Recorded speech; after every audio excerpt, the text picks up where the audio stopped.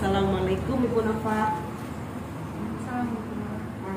Ibu Nova sedang apa nih Bu? Ini Bu lagi memberikan penilaian pada siswa. Oh gitu. Tapi kelihatannya wajahnya hari ini bangunnya Bu. Iya Ibu lagi pikiran. Ini lagi ada masalah. Apa Ibu bisa ceritakan sama Bu Nova? Pun kalau misalnya Ibu Nova nggak keberatan. Apakah Bu mau mendengar cerita saya? Kalau memang Ibu Nova mau bercerita, saya dengan senang hati mau mendengarkan. Tapi sebelumnya saya ingin tahu dulu apa nih tujuan dari Ibu Nova bercerita sama saya. Tujuannya sih setelah saya menceritakan masalah saya mengukur, saya mendapatkan solusi dan mendapatkan masukan dari permasalahan yang terhadapi ini Bu.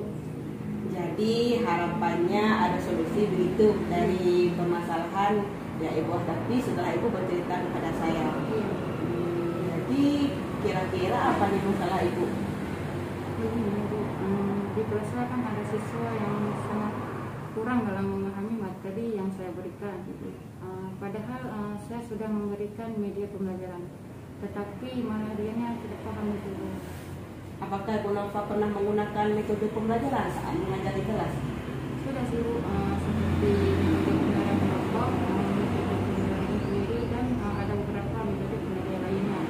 Tetapi perkembangannya kurang Bu. Jadi kalau boleh saya simpulkan, Ibu Nova memiliki seorang siswa di kelas yang agak suka memahami materi yang Ibu berikan, padahal Ibu Nova sudah menggunakan media dan metode pembelajaran itu maksudnya.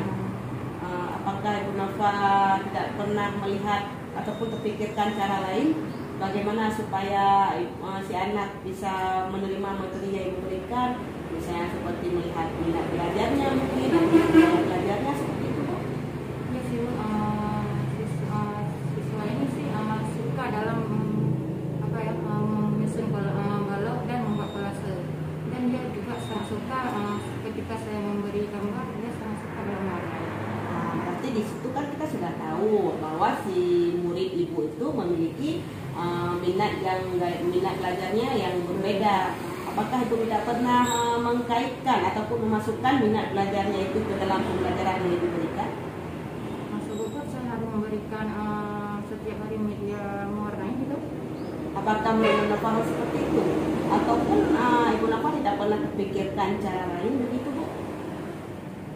Tidak sih, sebaiknya saya mengkaitkan materi pembelajaran saya dengan hasil dari siswa gitu ya Bu. Iya, karena kan menurut yang saya dengar dari cerita Ibu kan siswa ini minatnya berbeda Bu. Jadi mungkin bisa seperti yang Ibu utarakan tadi, Ibu bisa memasukkan minatnya siswa itu ke dalam pembelajaran yang Ibu berikan. Misalnya nanti saat pembelajaran Ibu masukkan apa minatnya dia supaya dia lebih menangkap pembelajaran.